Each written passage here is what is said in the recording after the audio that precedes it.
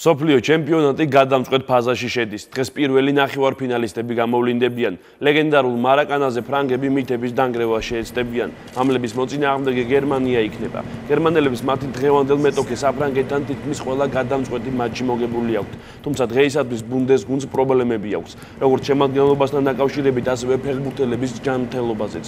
იოახიმ ლოვის განცხადებით, ნაკრების 7 მოთამაშეს ერთდროულად გრიპის ვირუსი შეხვდა, რომელმაც შესაძლოა დღევანდელ შეხვედრაზე იმოქმედოს. ფრანგების ერთადერთი პრობლემა კი ყვითელი ბარათებია.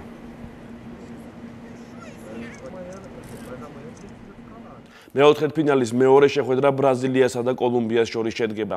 მუნდიალის მასპინძლებისგან ყველა გაცილებით მეცელის სკოლარის გუნდის მიმართ უკმაყოფილებას თითქმის არავინ მალავს. თუმცა ნაკრებში თვლიან, რომ მთავარი შედეგი და თასის მოგებაა. კოლუმბიამ კი თავისი საუკეთესო წარმოაჩინა, მიუხედავად იმისა, რომ მათ გუნდის ლიდერი რადამელ ფალკაო ტრავმის გამო ვერ ეხმარებათ. სამხრეთ ამერიკელებმა გულშემატკივარს სწრაფი და ტექნიკური თამაშით დაამახსოვრეს თავი.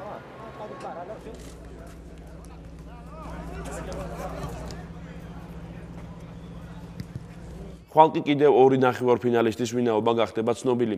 ტურნირის ერთ-ერთი ფავორიტი არგენტინა ბელგიას დაუპირისპირდება. ორივე ნაკრებისგან უფრო მეც მოელოდნენ, თუმცა როგორც ჩანს, მწვრთნელებმა აქცენტი პრაგმატულ ფეხბურთზე გააკეთეს. ჰოლანდია კი კოსტა-რიკას შეხვდება. განვლილი მატჩებიდან გამომდინარე, კარგად გამოჩნდა, რომ ნარინჯისფერთა ასპარეზობა დიდწილად არიენ რობენის თამაშზეა დამოკიდებული.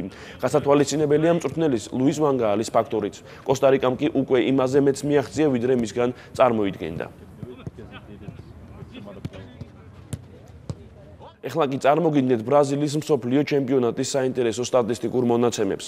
ყველაზე მეტი გოლი ჰოლანდიამ გაიტანა, ნარინჯისფერებმა მეტოქის კარი 12 ჯერ აიღეს. ყველაზე ხშირად მოწინააღმდეგის კარისკენ ბელგიელები და არგენტინელები ურტყავენ. შესაბამისად 83 და 80 დარტყმა.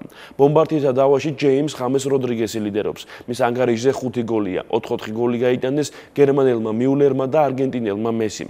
ყველაზე მეტჯერ საკუთარი კარი გოლისგან ამერიკელთა გოლკიპერმა ტიმ ჰოვარდმა იხსნა.